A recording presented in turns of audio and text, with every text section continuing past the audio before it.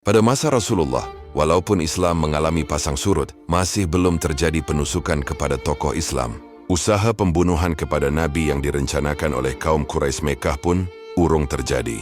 Nabi malah berhasil hijrah ke Madinah dan lepas dari ancaman kaum Quraisy. Pada masa penggantinya Khalifah pertama Abu Bakar As-Siddiq juga masih memiliki nasib yang baik.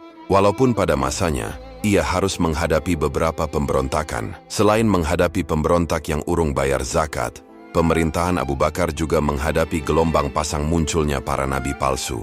Musailama Al-Kadzab adalah sosok salah satunya. Kepemimpinan Abu Bakar sebagai pengganti Rasulullah dalam memimpin negara berakhir karena Abu Bakar meninggal dunia. Sebab meninggalnya Abu Bakar pun bukan karena dibunuh, melainkan karena sakit parah. Abu Bakar kemudian memberikan tampuk kekuasaannya kepada Umar. Putra Khattab ini pun akhirnya menjadi pengganti Abu Bakar. Pada masa Umar, invasi berjalan dengan baik. Pemerintahan Umar membentang dari Jazirah Arab sampai tanah Persia. Umar sangat dielu-elukan sebagai pengganti Abu Bakar yang berhasil meluaskan daerah pemerintahan. Namun hal itu tidak bisa menjadi jaminan akhir hayatnya. Umar meninggal dunia karena ditusuk dari belakang saat mengimami salat oleh seorang budak milik Mughirah bin Syu'bah bernama Abu Lu'lu'ah. Ia adalah seorang Majusi.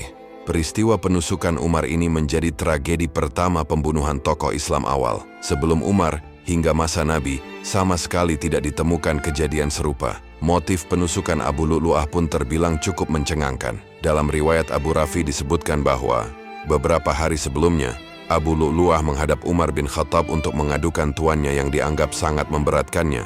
Abu Lu'lu'ah bekerja dengan penggilingan tangan.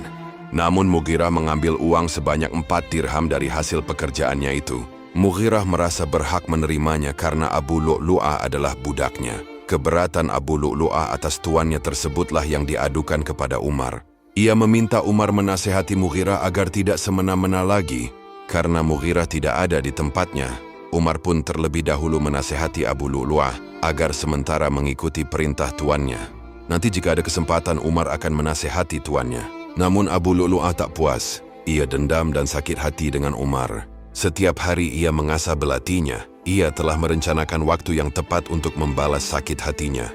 Ajal itu pun terjadi. Umar ditusuk Abu Lu'lu'ah berkali-kali saat pengamanan lengah, yaitu saat mengimami sholat subuh. Abu Lu'lu'ah berhasil ditangkap dan dijatuhi hukuman setimpal. Pembunuhan Umar ini juga menjadi salah satu contoh sejarah bahwa tidak semua tokoh Islam dibunuh karena agama. Abu Lu'lu'ah ini misalnya, motifnya membunuh Umar karena sakit hati aduannya dianggap tidak diperhatikan oleh Umar. Tragedi Umar ini adalah tragedi permulaan.